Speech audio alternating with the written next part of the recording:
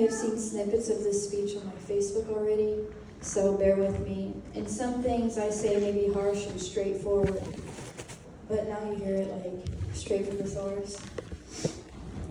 I just want to say this now. My dad is far from selfish, and he went with no regrets. He had every choice to change his mind, but he didn't. He went happy. I love you, Father, and I am not mad at you. I never will be, and I'm glad it was your choice. I'm glad you were content. I'm sorry this world and the people in it drove you to feeling unloved or unwanted, but that is far from. I'm sorry you didn't see the worth in continuing on, and I'm sorry you thought dying in this happy moment was better than staying because you dreaded the drop that awaited. And I knew you were struggling for years. I've had messages from 3+ years ago of you speaking of the same things. So thank you for sticking with us for as long as you did. You were not selfish, you were strong. And many are still so proud of you, including me. Te quiero, Padre mío.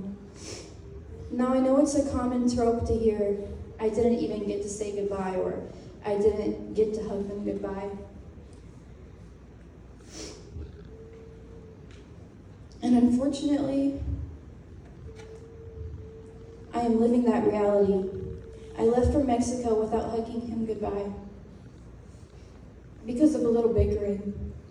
He was trying to stop me, but I'm just as stubborn as he was. So we all know how that went. But I urge you, don't let your differences or anger keep you from someone. Because this is something I will regret for the rest of my life, and no one deserves to feel this way. But we did make up before he decided it was time to go, and I quote what he said to Minnie. She's living her dream, and she's really living my dream. So I'm going to continue to honor my dad by genuinely living his dream. His most recent wish was to have a mini camper and travel the world with a dog while vlogging it on YouTube. So that's my next goal in life. I'm going to do that for him and hopefully be granted a little bit of his ashes to spread across the United States and other countries too, because I'm not stopping there. I will continue to honor my dad's life through mine. And in fact, I already started that the morning I learned of his death. I did my crying, as I'm sure everyone else did.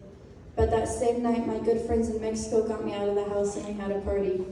Despite the pain, I was still able to go out and get sloshed with my friends. Life goes on. My dad wouldn't want you to stop living it just because he's gone. So keep going. All my dad would want is for us to all strive for our dreams and live our lives to our fullest. And I hope everyone tries here for him. If he could be here right now, I know damn well he'd be saying some joke or making light of the situation. So cheer up, it will be okay. Death is inevitable, and we can't play take backs. So don't dwell on the whys. Don't try to change it, because it will eat you alive. So I thank you all who showed up for him now, but next time someone's dear to you, always be there for them, not just in moments like this. I want everyone in this room to really think about that. We should be brought together by moments of joy and laughter, not moments of sorrow and tragedy. And if one of y'all doesn't throw a party in his honor, I'll be real disappointed, because we all know my dad. He'd want that.